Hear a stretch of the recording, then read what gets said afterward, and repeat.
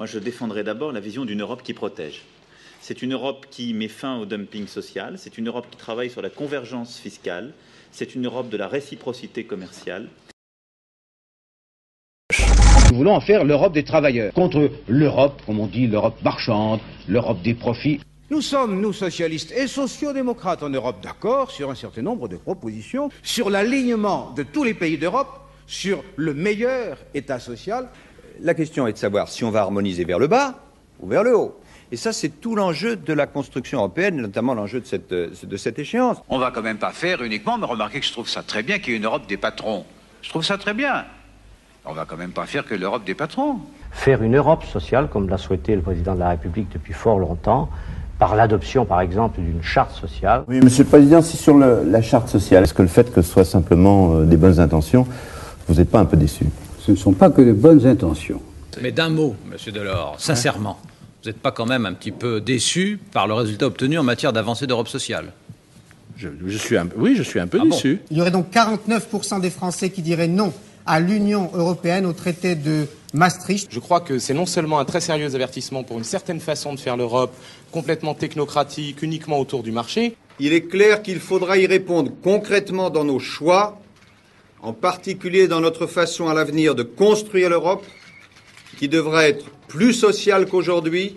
L'Europe de demain, c'est-à-dire une Europe vraiment solidaire. Mais cette Europe de l'espoir doit être construite autour de la protection sociale qu'il faut maintenir et améliorer. Une Europe qui sache défendre à la fois son modèle de société, qui est fondé sur vraiment la justice sociale. Le traité de Maastricht est-il trop libéral? C'est ce que pensaient certains socialistes réunis aujourd'hui à Paris et qui voulaient y inclure des clauses sociales. Le Parti socialiste va sortir de cette convention, de ce Conseil national, renforcé dans sa conviction européenne, en marquant bien sa différence par rapport à la construction européenne actuelle. On a été trop loin dans le sens du libéralisme. Voyez-vous, toute cette affaire de construction monétaire et d'euro se faisait aujourd'hui jusqu'à maintenant de façon très libérale et uniquement sur les questions monétaires. Et Lionel Jospin avait beaucoup insisté pour qu'on s'occupe d'autre chose. Faire sa place au social dans la bataille économique que l'Europe doit conduire. L'Europe doit être bien sûr un marché sur lequel il doit y avoir des règles, des normes, et notamment au plan social. En Europe, nous sommes dans 11 gouvernements sur 15. À la tête de 11 gouvernements sur 15. Donc nous sommes en capacité de changer cette Europe-là, justement de la mettre sur de nouveaux rails. Et ceux qui trouvent aujourd'hui que cette Europe, elle est trop libérale, ont raison. La priorité, c'est l'Europe sociale. Et concrètement, ça veut dire quoi pour nous?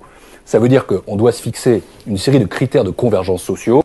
C'est l'Europe des droits sociaux, bien sûr, mais c'est aussi l'Europe d'un ensemble de sujets comme les services publics qui doivent être au cœur de la construction européenne, en tout cas pour quelqu'un comme moi. Ce modèle social européen, il est absolument essentiel pour convaincre nos peuples. Aujourd'hui, la grande question sur le plan social, est-ce que le traité est un progrès? Il est un progrès. Ce qui veut dire que dans ce texte, il y a aussi des mécanismes pour continuer à réguler l'Europe et pour défendre le modèle social français. Vous ne pouvez pas dire que la Charte des droits fondamentaux, c'est pas un progrès considérable. Parce qu'il n'y avait aucune charte des droits fondamentaux dans aucun traité européen jusque-là. Mais ce traité-là, ce qui est neuf dans ce traité-là, pour la première fois, c'est qu'on s'écarte de ce libéralisme et que ce qu'on apporte, c'est le progrès social et la démocratie.